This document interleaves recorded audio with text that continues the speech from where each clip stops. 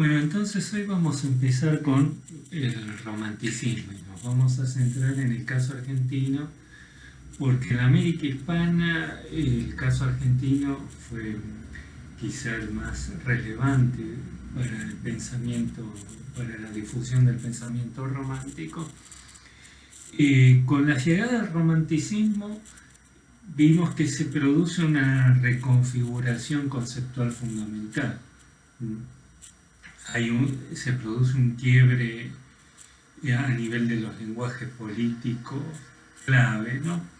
Y en la historia de ideas tradicionalmente esto se va a ver como articulando esa oposición de base a partir de la cual se va a organizar toda la historia del pensamiento. Iluminismo, historicismo van a aparecer a partir de entonces como esos dos grandes polos en torno a los cuales va a oscilar toda forma de pensamiento moderno, ¿no?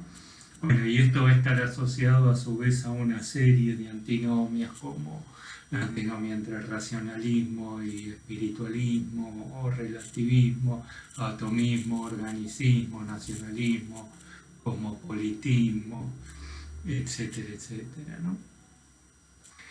Bueno, también en América Latina la historia del pensamiento latinoamericano se va a analizar en función de esta antinomia, ¿no? Con variantes en los distintos países, pero básicamente se va a replicar, ¿no? Bueno, vimos en el caso de Argentina, el caso de Coriolano Alberini, que incluso hablaba en términos de porcentaje, ¿no? Toda forma de pensamiento se podría definir según alguna fórmula que combina en dosis diversas elementos de iluministas e historicistas. Tal pensador era 60% historicista y 40% iluminista, y así sucesivamente, ¿no? Bueno, esta forma de pensar, ¿no?, la historia intelectual, como les venía diciendo hasta acá, resulta sumamente simplista y en última instancia tiende a deshistorizar las formas de pensamiento, porque lo que distingue una forma de pensamiento de otra no se puede expresar en una serie de fórmulas abstractas y genéricas como esta, ¿no? Hay que tratar de penetrar, ¿no?, la estructura argumentativa que subyace a cada tipo de discurso en particular. Bueno, en primer lugar, el romanticismo, ¿no? Hablar de una simple oposición entre el romanticismo e iluminismo resulta simplista, ¿no? Lo que se va a producir con el romanticismo es una suerte de escisión entre dos niveles de realidad, ¿no? Por un lado van a estar el mundo fenoménico, el de la apariencia de los fenómenos, las formas externas de los fenómenos, y lo que se va a tratar ahora de pensar es aquello que escapaba al ámbito de la reflexión del iluminismo, que es cuáles son las fuerzas o principios que dan origen y forman a esas estructuras visibles de los fenómenos, ¿no? ¿Se acuerdan? En el caso de la astronomía newtoniana, que era el modelo de racionalidad de la ilustración, lo que se buscaba era captar cuál es la estructura y el orden del universo.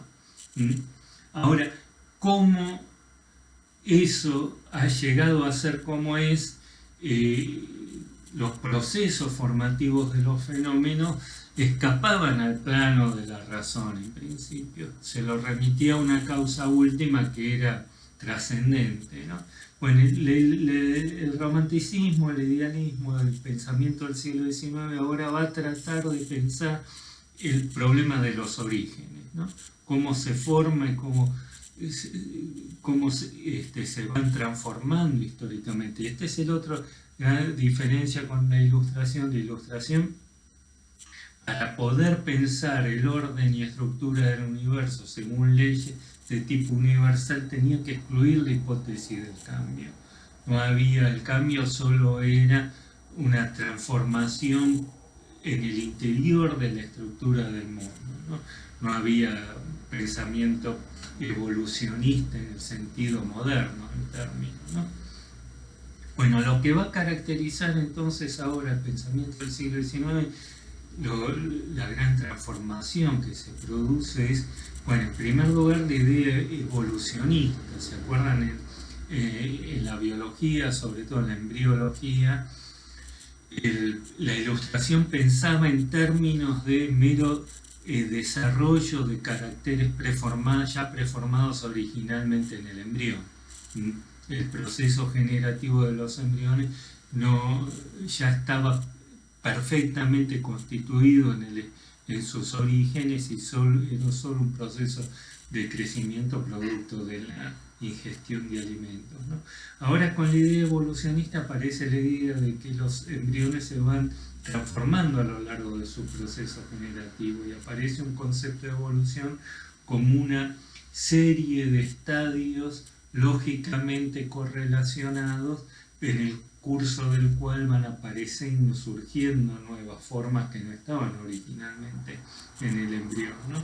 Sin embargo, este proceso evolutivo de desarrollo obedece una lógica inmanente orientada hacia un fin, ¿no?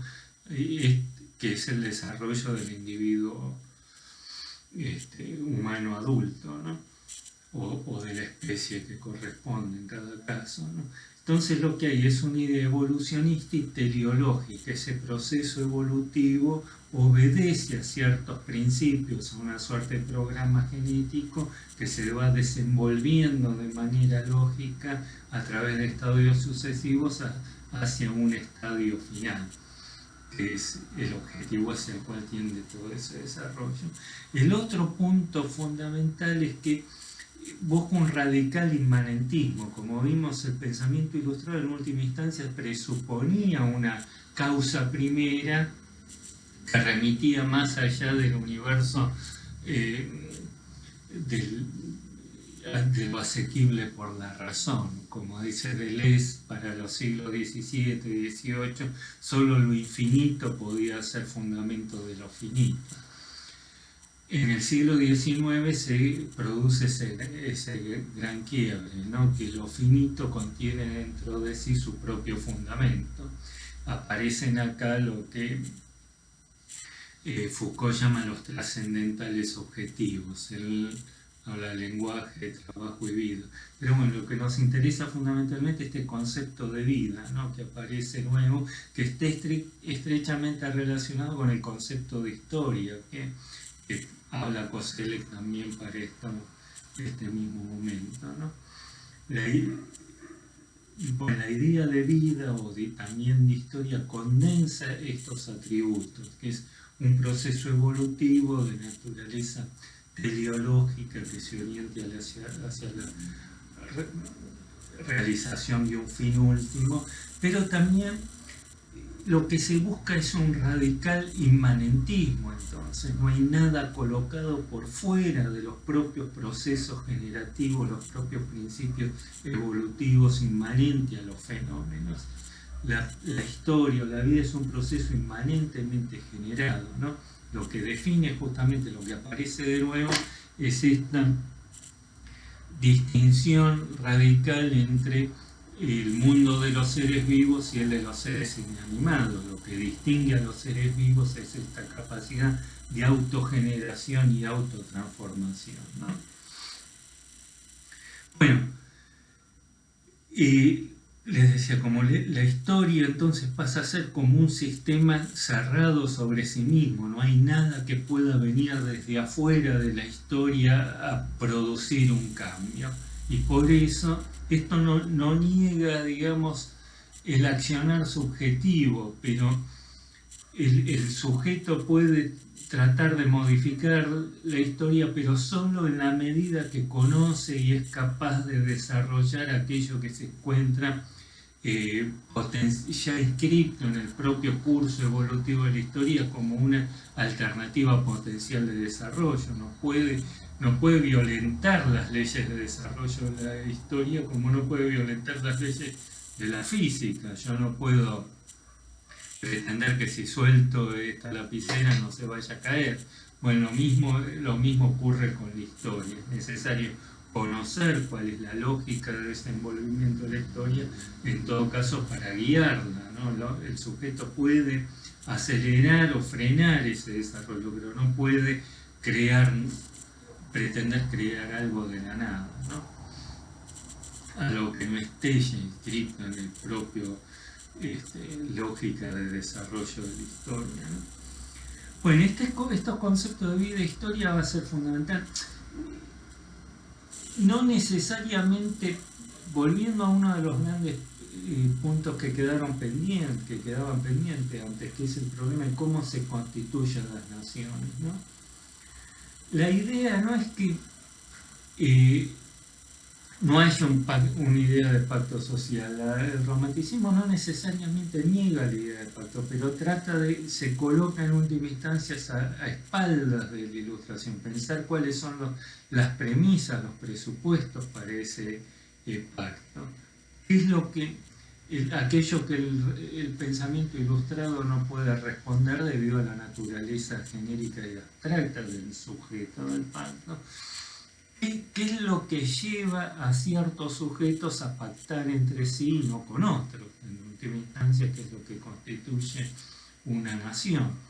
Bueno, y para el romanticismo lo que explica esto, por qué ciertos sujetos deciden pactar entre sí y no con otros, es en última instancia la historia, es decir, la presencia de un conjunto de tradiciones, una cultura, una lengua, una religión en común, que hace que ciertos individuos se puedan identificar a sí mismos como miembros de una comunidad de valores y de principios que los identifican como tales. En última instancia, el pacto social, la manifestación de la voluntad, no es más que la expresión, no crea la comunidad, sino que a través es el modo en que se manifiesta, se expresa aquello que esos sujetos ya son.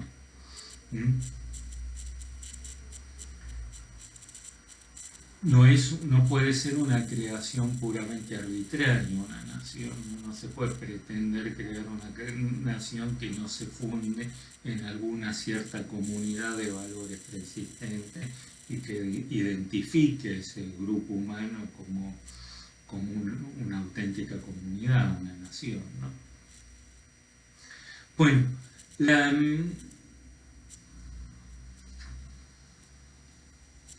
en esto también, digamos, no hay una oposición entre, como decía, razón y primero, entre nación y humanidad, ¿no? Se suele hablar del historicismo más asociado al nacionalismo y a la Ilustración como el cosmopolitismo, pero en realidad, de nuevo, no es que ambos términos se opongan, ¿no? Y este es el punto clave para entender acá. No es que unos son racionalistas y otros cosmopolitas y otros nacionalistas o espiritualistas o culturalistas o lo que fuera, sino que son esos mismos términos lo que se va a redefinir. No es que no sean racionalistas, sino que se redefine el concepto mismo de razón. Es lo que cada uno va a entender por razón. En el caso de la nación es cierto, bueno, Herder va a decir que cada nación tiene su centro dentro de sí misma. Es como una esfera que orbita en torno a su propio centro. Y en este sentido, cada nación es distinta entre sí radicalmente. Son organismos inconmensurables entre sí. Este es el otro cambio respecto de la Ilustración. La Ilustración era todo un universo homogéneo y donde las únicas diferencias eran de grado. Ahora hay diferencias cualitativas a lo largo del tiempo, pero también a lo largo del espacio, a través del espacio. Los organismos son totalidades cerradas, autocontenidas, contienen un principio de totalidad inherente. El cuerpo humano ahora se va a concebir también de esta forma, como una totalidad orgánica de funciones que se encuentran correlacionadas entre sí. No se puede modificar una sin alterar todas. Ahí nace también, entre otras cosas, la paleontología en esos años. Cuvier, que es uno de los pensadores fundamentales del pensamiento biológico de la época, solía decir que él podía reconstruir todo un animal a partir de un único hueso, ¿no? Porque se descubre en esos años también la existencia de remanentes de especies extintas, ¿no? ¿Por qué? Porque si todo organismo es una totalidad integrada de funciones, por eso si por ejemplo un animal es carnívoro, tiene que tener una dentadura adecuada para masticar carne, un aparato digestivo adecuado para digerir la carne, etcétera, etcétera, ¿no? Hay una idea de totalidad, pero lo mismo ocurre con las culturas, con las naciones, son totalidades cerradas sobre sí mismos, pero al mismo tiempo, decía Herner, todas estas naciones giran alrededor de un gran círculo mayor que es la humanidad. Trataba de conciliar la idea de lo particular de cada comunidad con lo universal de la humanidad. Para él no había contradicción. Cada nación no es nada más un modo particular en que se realiza lo universal. Pues ya Hegel explicaba en el plano en su lógica esta crítica a la Ilustración, ¿no? La crítica que le hacía a la Ilustración era la siguiente. Para la Ilustración se consideraban los elementos en el juicio, que es X, es Y.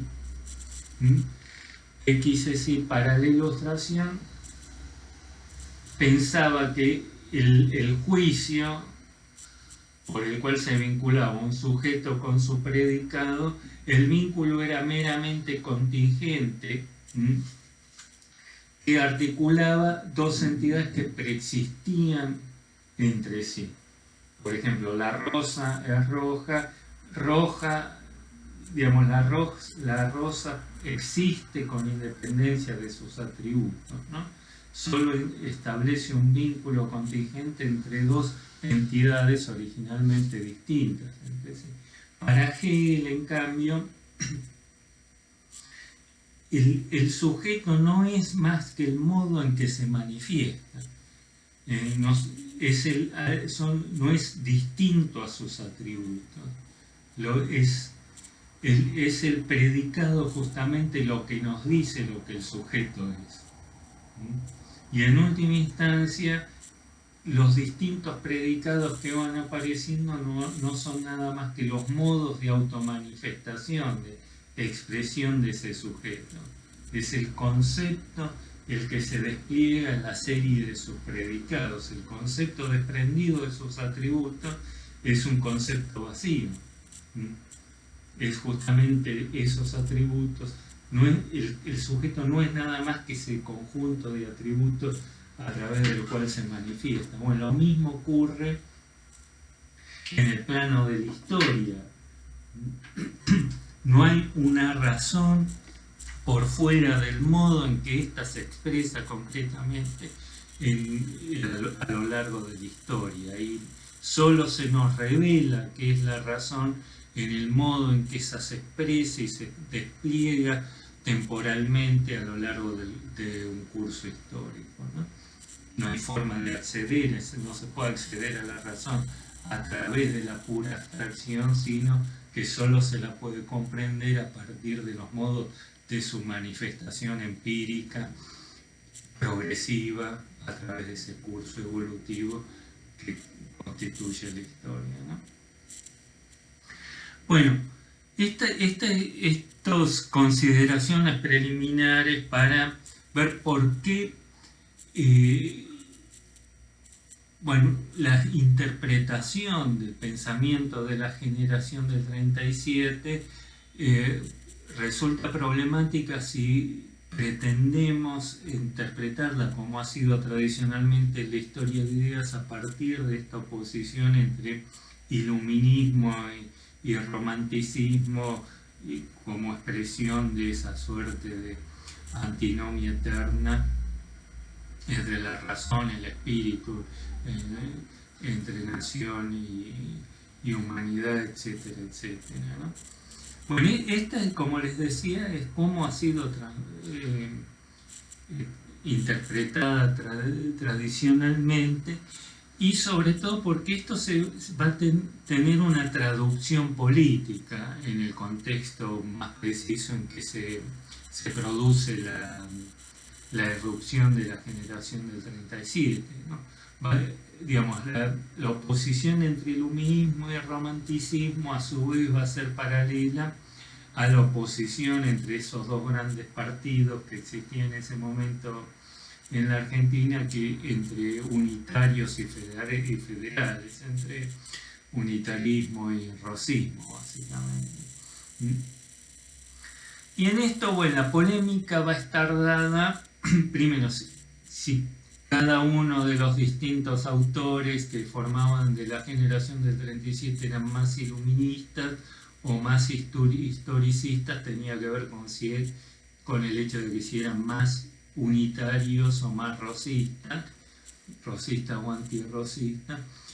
Y esto va a marcar para la historia de ideas una oposición que va a recorrer toda la historia del pensamiento argentino, ¿no? Entre aquellos pensadores más inclinados hacia los valores universales del progreso, de la ilustración, y aquellos supuestamente más atentos a las peculiaridades de la cultura y las tradiciones locales, ¿no?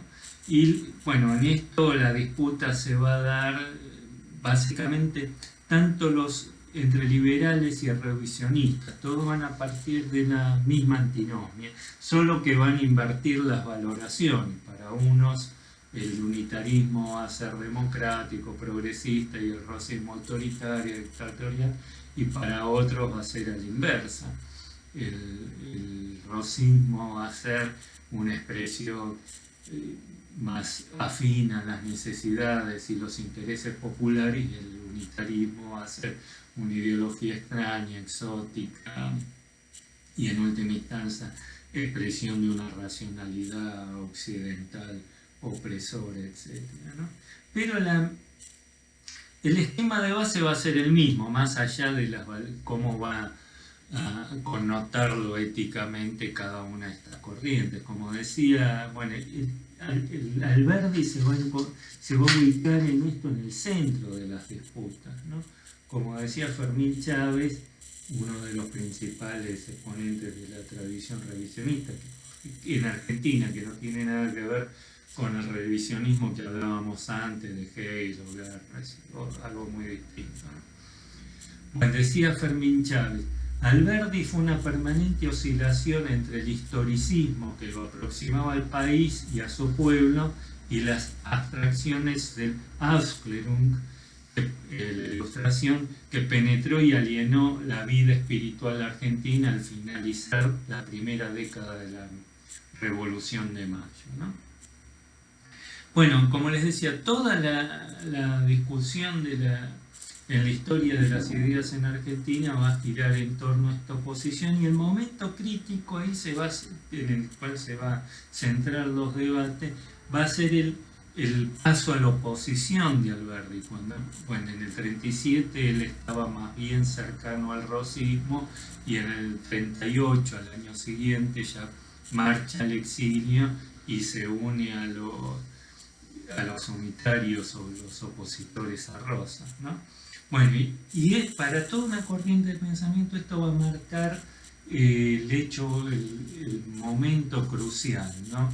El abandono del historicismo y que pasan a abrazar ahora un ideal iluminista, racionalista, etc., ¿no? Bueno, y para los autores como Julio Iriasusta, que era uno de los nacionalistas de comienzos del siglo XX, una de las principales figuras, él va a querer ver ahí la simiente ya de un divorcio persistente entre la intelectualidad argentina y el pueblo. Que la intelectualidad en Argentina a partir del 38 se va a volver tranquilizante, ajena al sentir y las necesidades populares, etc., ¿no?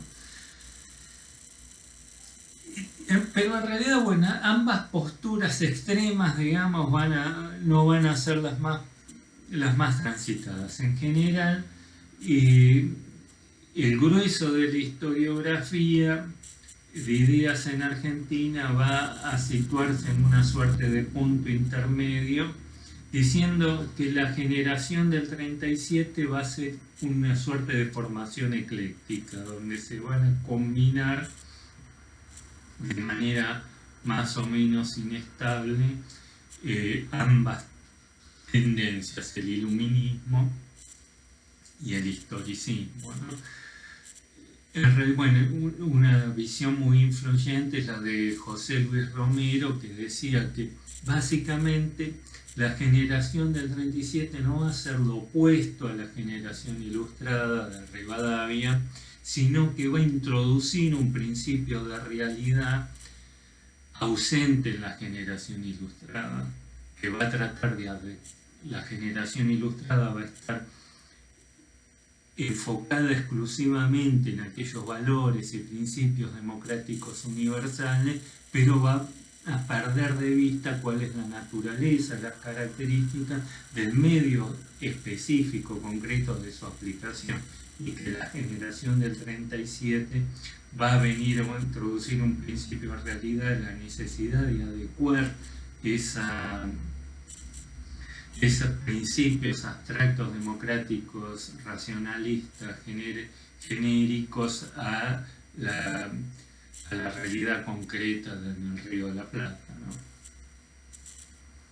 Decía, solo conciliando la realidad nacional y los ideales doctrinarios sería posible salir de ese estancamiento en que se encontraba por las guerras civiles, oposiciones unitarios y federales, ¿no?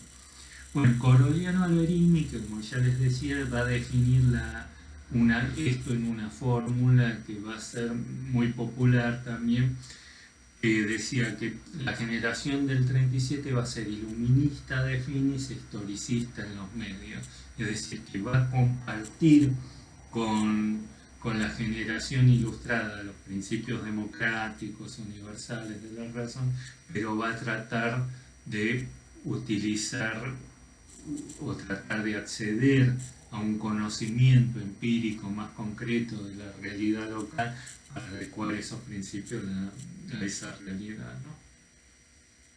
Bueno, esta visión en realidad básicamente lo que hace es retoma la imagen que la propia generación del 37 se había forjado de sí, ¿no? La generación del 37 justamente se va a presentar en sociedad con la famosa reunión en el salón literario, donde se reúnen y ellos se van a presentar a sí mismos, un grupo de jóvenes estudiantes del Colegio de Ciencias Morales, la mayoría de ellos que vienen del interior, becados por Rivadavia, por un plan de becas que se da durante el gobierno de Rivadavia.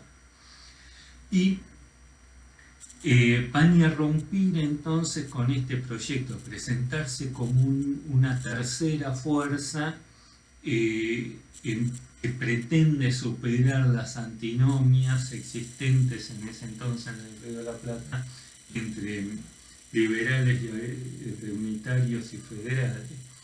Y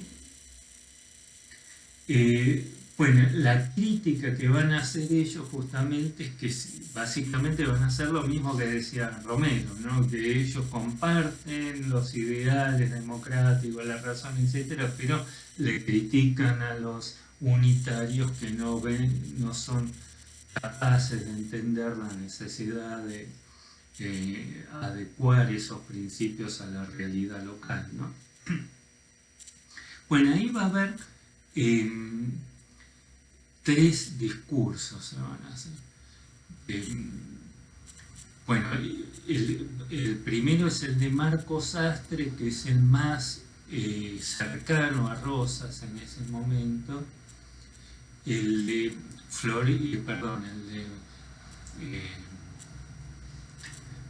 Gutiérrez, Juan María Gutiérrez, que es en realidad el que está más cercano a los unitarios. Ya de hecho, Juan María Gutiérrez se carteaba con la oposición que ya estaba exiliada en Montevideo, y en particular con Florencio Varela, que era un poco mayor que ellos, pero ya se los consideraba como miembros de otra generación, ¿no? Ahora, es interesante, ¿no?, estas cartas entre Juan María Gutiérrez y Florencio Varela, porque esta crítica que le hacían a los unitarios, los miembros de la generación del 37, bueno, obviamente alguien que quiere encontrar, hacerse un lugar en el mundo político, intelectual de un periodo, necesita definirse a sí mismo cuál es esa posición en la que ellos van a venir a ocupar, ¿no? Pero obviamente no se puede tomar literalmente lo que los propios sujetos. De hecho, ellos van a ofrecer una visión sumamente paródica de los unitarios, ¿no? Sarmiento, por ejemplo, el Facundo, llega a decir que yo puedo reconocer a un unitario entre 100 hombres, porque el unitario camina siempre con la frente bien alta, nunca toma en cuenta nada de la realidad que lo rodea, etcétera, etcétera. Bueno, en el Amalia de José Mármol ya aparece esta idea de que un unitario en Montevideo, cuando le avisan que había sido derrotado el ejército de Lavalle frente a Rosa, decían que no, que lógicamente era imposible, por eso si la realidad no podía ser, ¿no? Solo obedecían a la propia lógica abstracta, desconociendo los datos mínimos de la realidad, ¿no? Y esta es una visión obviamente sumamente paródica y absurda. Es obvio que los unitarios no podían desconocer algo tan elemental como que no cualquier constitución es igualmente válida en cualquier momento y lugar, que es necesario adecuar las máximas constitucionales a cada situación concreta, ¿no? Y bueno, en la carta que le manda Juan María Gutiérrez a Florencio Varela le dice respecto al discurso de Marco Sastre: la verdad que no entiendo semejante esfuerzo. Marco Sastre era el que más insistía en esto de que había que adecuar los principios, la realidad, etc. Y Florencio Varela le dice: la verdad no sé tanto esfuerzo por tratar de decir algo para lo que nadie puede estar en contra. Obviamente que es necesario adecuar los principios constitucionales a las realidades locales, ¿no? Obviamente no era por ahí que pasaban las diferencias entre iluministas e historicistas, entre unitarios y federales. Esa es la autoimagen que ellos quisieron forjarse, que en el calor de la polémica en realidad va a tender a parodizar a la figura del contendiente, pero no se puede tomar literalmente, ¿no? Digo, hacen quedar como si fueran tontos a los unitarios que no se dan cuenta de algo tan obvio, ¿no? Bueno, el problema es que los propios historiadores de idea tomaron literalmente lo que los propios actores decían y lo repitieron hasta el día de hoy, lo siguen repitiendo, ¿no? Bueno, igualmente el punto crítico ahí va a ser la intervención de Alberdi, ¿no? En el salón literario, que va a tener un destino paradójico, porque ese discurso que él va a dar en el salón literario de 1837 va a despertar desconfianza tanto entre rosistas como unitarios, ¿no? Bueno, como decía Florencio Varela, decía, bueno, el discurso de Alberdi será muy bueno o muy malo, pero la verdad que no se entendió nada, no sabemos qué quiso decir Alberdi, ¿no? Y en el fondo no sabemos qué quiso decir, que no sabemos si él es unitario federal, ¿no? Pero si era prorrosista o antirrosista, ¿no? Pero esto tiene que ver también con el tono hermético del discurso de Alberdi, que no es solo una indefinición política, ¿no? De hecho, el texto este va a ser sumamente difícil de interpretar porque ahí las distintas fuerzas políticas van a estar siempre aludidas de forma muy elíptica a través de categorías filosóficas y no siempre va a ser fácil descifrar a qué se refiere en cada caso, ¿no? Bueno, más allá de si era rosista o no rosista, lo que vamos a ver ahora, que vamos a analizar este texto de Alberdi, que es ese discurso, después va a dar lugar a un libro, que es el fragmento preliminar al estudio del derecho, que es el que ustedes les dimos solo el prólogo para no leer todo. Después vamos a ver, hay diferencias importantes entre el prólogo y el resto del libro, ¿no? Pero lo que vamos a ver ahora es como más que una oposición entre racionalismo, historicismo, nacionalismo y cosmopolitismo, democracia y autoritarismo y la imposibilidad de conciliar ambos principios, nos está hablando de un momento particular de la historia política argentina y nos permite entender cuál es el sentido de las controversias que se agitaron en un momento concreto, ¿no? Vamos a ver cómo ese texto se encuentra atravesado ya en su estructura, en su arquitectura, en su entramado argumental por una serie de tensiones que a su vez nos van a hablar de un momento crítico, de las tensiones que agitaban la sociedad rioplatense en un momento sumamente crítico de esa historia. No es en última instancia esa ambigüedad ideológica del autor, en realidad vamos a ver que no era realmente tan, sino esta densidad histórica del texto, lo que hace difícil su interpretación y lo que le da sentido a este texto, lo que lo convierte en un texto clave en la historia del pensamiento argentino, ¿no? Bueno, y vamos a ver primero la estructura más básica, y después vamos a ver cómo eso se va complejizando a medida que va avanzando en la estructura del texto, ¿no? Bueno, en principio parece responder a este esquema básico, ¿no? La necesidad de conciliar la razón con la historia, con la realidad. Siguiendo los postulados historicistas, él dice: la realidad es porque es y basta. La historia de los pueblos se desarrolla con lógica admirable. Para él, atribuir la situación actual a meros accidentes es no entender nada. Hay una lógica en la historia que es necesario entender, interpretar. Dice: nuestra historia, nuestras situaciones, a nuestro ver normal, dialéctica, lógica, se veía venir, era inevitable. Bueno, y esta afirmación parecía ser una clara justificación del rosismo, y así lo entendieron de hecho los opositores, ¿no? Que a partir de entonces para ellos Alberdi era un enemigo, ¿no? Y el propio Alberdi en ese momento se va a encargar de hacer explícito, va a decir: hemos pedido pues a la filosofía una explicación del vigor gigantesco del poder actual, y la hemos podido encontrar en su carácter representativo, Y en efecto, todo poder que no es expresión de un pueblo cae. El pueblo es siempre más fuerte que todos los poderes. El señor Rosas, considerado filosóficamente, no es un déspota que duerme sobre bayonetas mercenarias, es un representante que descansa sobre la buena fe y el corazón de su pueblo.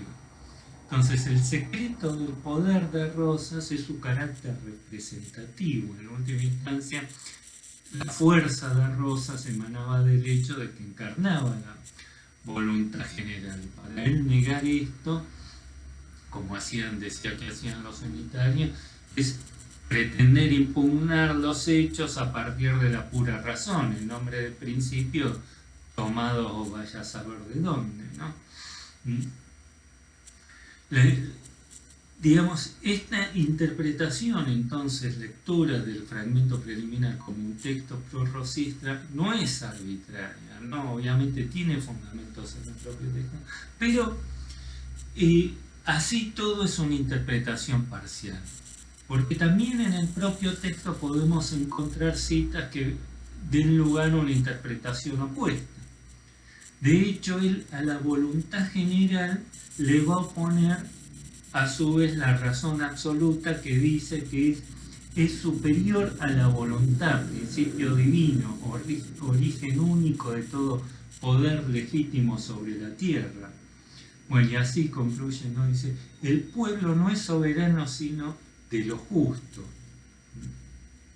O sea que la voluntad general del pueblo solo se constituye como tal en la medida que se funda, ¿no? Que se sostiene en un fundamento racional, ¿no? La voluntad general de la nación no es soberana por sí misma.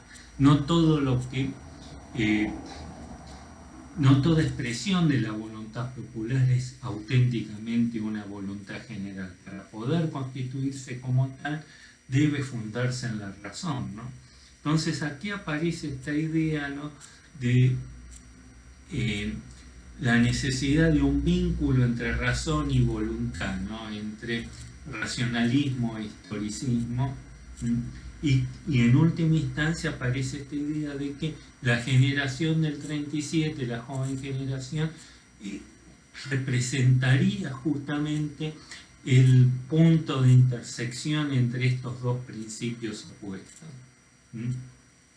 Es lo que él llama la razón colectiva, ¿no? La razón colectiva es la que establece el vínculo entre razón absoluta y voluntad general, ¿no? Digamos, entonces el partido unitario acá, y esto parece dar crédito a esta interpretación del pensamiento del Verde como un pensamiento ecléctico, ¿no? Por un lado, los unitarios será recusado el unitarismo por pretender instaurar formas institucionales basadas en principios democráticos abstractos, pero sin advertir que no correspondían al estadio actual de la sociedad rioplatense. Decía, la democracia es la condición futura de la humanidad, pero adviértase que es la futura y que el modo que no sea futura ni presente es empeñarse en que sea presente, ¿no? Que pretendieron instaurar principios en una sociedad que todavía no estaba preparada para ello, ¿no? Entonces lo que buscaría esta generación del 37 es instalarse de alguna forma en ese punto intermedio entre unitarios y federales, ¿no? Y les leo la cita que sintetiza esto, dice: tales son los elementos esenciales de su constitución. Despreciar la historia, los hechos, la realidad es oponerse a la fuerza, que es en este caso Rosas, y es negar a esta fuerza su dosis de verdad y legitimidad, pues que no es fuerza sino porque eso miente ser, miente, ténganlo en cuenta, miente ser legítima. Despreciar lo racional, lo filosófico, lo universal, es despreciar la fuente de lo real, lo histórico, lo nacional, y por lo tanto es comprender mal todo esto. Es limitar la verdad a la realidad, la filosofía a la historia, ¿no? Por un lado dice, desprender entonces, al principio decía, la razón de la historia es negar la realidad, pero por otro lado, despreciar lo racional, lo universal, es despreciar la fuente de lo real, la fuente de lo histórico, de lo racional. Y por lo tanto es comprender mal todo, es limitar la verdad a la realidad, a la filosofía, a la historia. Luego todo hecho es verdadero, legítimo, justo, sin otra razón que ese hecho. Tal es el error de la escuela histórica, que sin duda no es chico. El mejor partido será siempre un temperamento medio entre los dos extremos de la escuela histórica, que ve la razón en todas partes, y la escuela filosófica, que no la ve en ninguna. Bueno, como vemos, este es el punto de partida, efectivamente, a partir del cual se despliega todo su argumento, ¿no? Que efectivamente la generación del 37 se postula en principio como una suerte de término medio entre estas dos fuerzas opuestas que se van a identificar a su vez con, con los dos principios en pugna entre el racionalismo y el historicismo, ¿no?